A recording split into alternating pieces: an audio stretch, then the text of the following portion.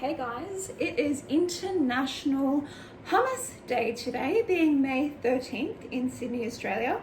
So guess what I'm going to be making for you all today? Yes, authentic Middle Eastern hummus.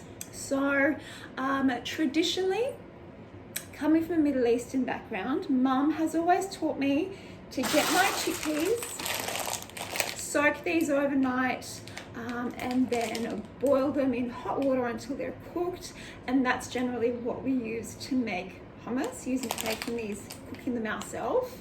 And she usually says that, using a canned chickpea that's already cooked is the lazy person's option.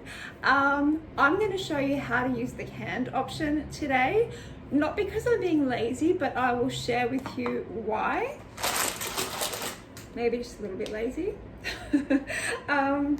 Okay, so I'm using an organically farmed chickpea, and the reason why I'm using this is because there is a liquid in there that is called aquafaba. Literally translated, that means water of beans. So what that is, for people who are eating a plant-based diet, or if you have an intolerance to eggs, for example, aquafaba is a really great replacement for eggs because it's almost like the chemical equivalent to egg white. So you can actually get the aquafaba, whip it up, and it can form peaks just like you would with egg whites. So it's a little bit of a tricky cheats option when you are eating a plant-based diet.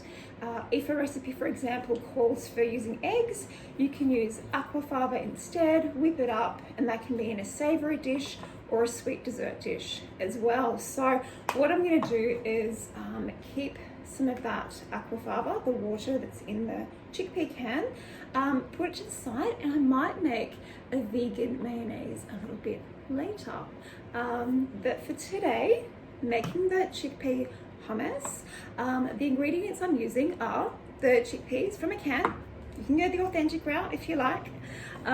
Juice of 1 lemon, some tahini paste, which is sesame seed paste, some extra virgin cold pressed olive oil, sea salt, and 2 cloves of garlic. You can use more or less garlic depending on how you like, how strong you want the garlic flavor. What I'm going to do is throw all the ingredients in here. I'm going to pop the recipe down on the bottom, whisk them up in my beautiful new Optimum blender and till it's a smooth consistency, and I'll show you how I do that. Okay, so I've popped all the ingredients in there. So the lemon juice, the chickpeas, the tahini paste. I'm throwing my 2 cloves of garlic in, and a little bit of the aquafaba water, which I have here. I'm going to use a little bit just to add some more moisture to the dish. And as I said, I'm going to use it a little bit later for my vegan mayonnaise. Now, I've traveled to some of the countries that are famous for hummus, and I went on a bit of a hummus expedition to find the best tasting hummus that I can find. Now, I was in Lebanon and Israel 2 years ago, and I absolutely loved the hummus that I had in both countries. The major difference between the two was that in Lebanon, I found that it was a bit more garlicky, and they were a lot more generous with their olive oil. So they had olive oil on top, which is what I'm going to serve mine with. But they also had a beautiful, really good Lebanese olive oil on the side, and it'd be on every single table in the restaurant. So you can, put as many lashings of olive oil as you wanted to, and I love my olive oil, and really good olive oil. And in Israel, it was less garlicky, and they weren't as generous with the olive oil. So they were the major 2 differences.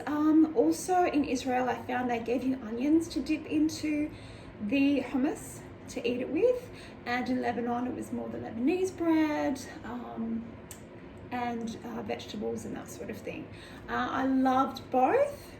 So I've sort of made my own rendition of a sort of fusion between the two. And of course, some places added cumin, others didn't. This is a simple, basic one with a medium amount of garlic. So not too much, not very little. I like the taste of garlic and the lemon. So yeah, I just thought I would share that distinction on my little hummus travel adventures in the Middle East. But this is certainly one that I've grown up with, that Mum has made, that we've always made and enjoyed.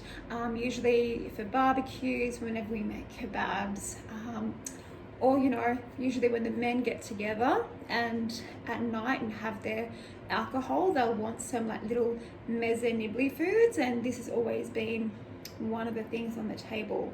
I remember one of Dad's favorites. So yeah, I'm gonna whiz this up and I will show you to the smoothest consistency with my Optimum blender, and I will show you what the end result is like.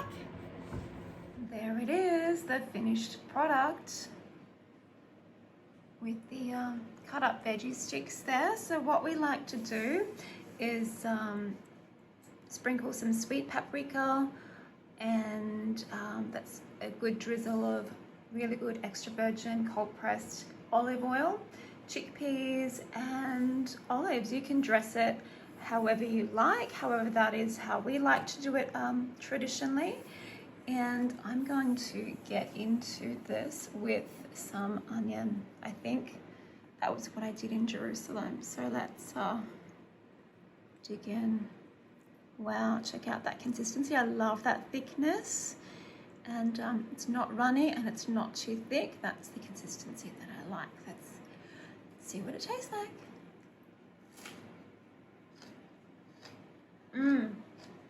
Wow, so good. That is yummy. Mum is gonna be proud. Give it a go, guys. I've got the recipe down below. I'm going to enjoy this as an entree before dinner tonight. I hope you will too.